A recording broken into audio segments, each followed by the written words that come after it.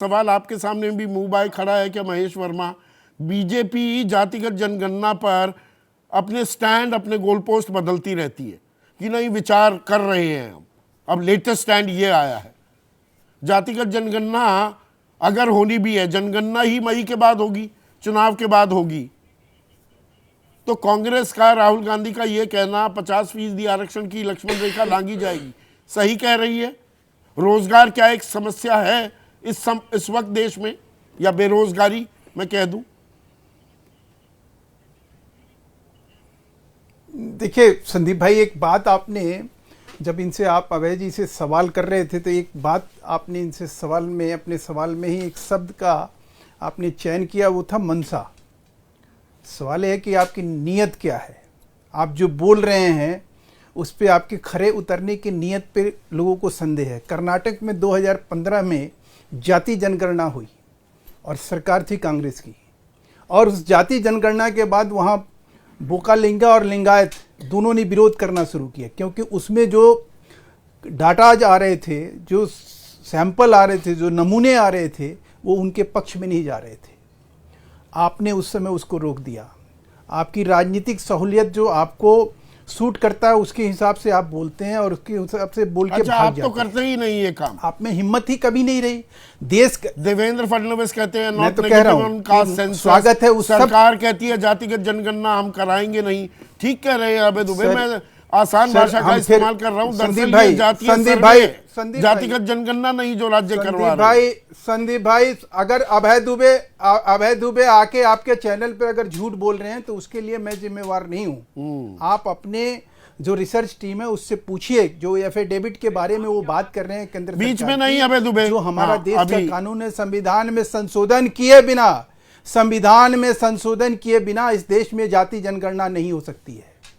ये क्लियर है। संविधान आपको कहीं परमिट नहीं करता है, अनुमति नहीं देता है। ये धर्म और जाति के आधार पर ये कहां से लेकर आए? आप सच्चर कमेटी ये कहां से लेकर आए? कौन से संविधान संशोधन की जरूरत है? फिर किस बात पर विचार कर रही है सरकार? किस लिए रोहिणी कमीशन बनाया गया? 13 एक्सटेंशन दी गई। मैं चुनौती रहा हूं। अरे वो भी छोटी सी बात देता है।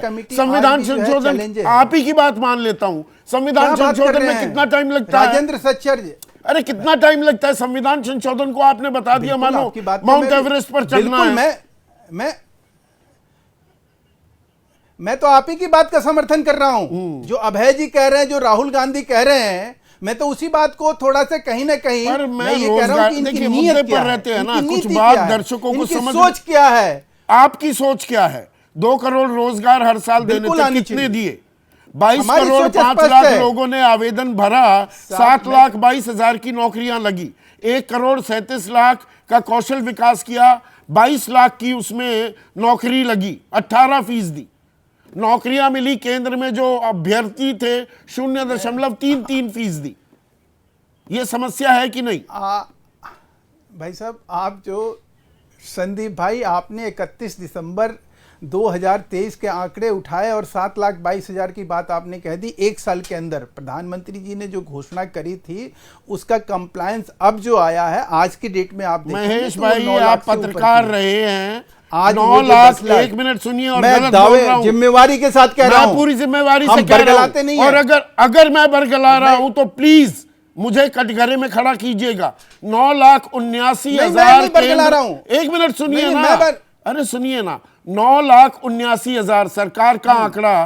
केंद्र में जो 39 लाख से ज्यादा नौकरियां हैं, पद हैं, उनमें से 9,79,000 खाली पड़े हुए थे जी। रोजगार मेले में उन्हीं की तो भरपाई कर रहे हो, अलग से नौकरी थोड़ा दी जा रही है। गलत कह रहा हूं तो बताइए। हम तो नहीं दी जा रही है।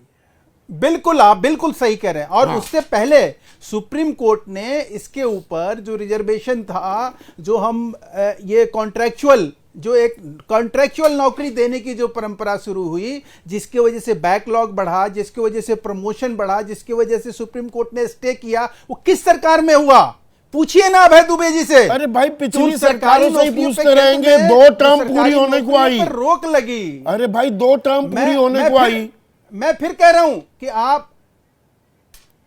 मैं तो कह रहा हूं कि आपका जो सवाल है वो सवाल आज प्रासंगिक है कि देश में आरक्षण की जरूरत किस तरह की है, उसमें क्या किस तरह का सामंजस्य डाला जाए जिससे कि जो हिस्सेदारी है, जो आपने शुरू के संबोधन में कहा, जो हिस्सेदारी 28% इस देश मिलनी में चाहिए ना। मुसलमानों की थी 1951 में, वो 1.82 पे आ गया। हाँ। वो 1.82 पे आ गया। मैं तो कहता हूं, इस बात को खुल के कहता हूं कि भाई सबका विकास हो, सबका साथ हो। जैसे ही घड़ी का काटा दोपहर 2:30 पे आए, बबीता जी का दिल सास बहू साजिश के लिए मचल जाए।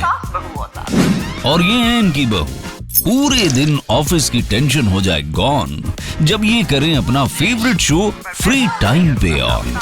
इनकी तरह आप भी देखिए अपना फेवरेट शो अपने टाइम पर और डाउनलोड कीजिए एबीपी लाइव ऐप अपने स्मार्ट टीवी पर।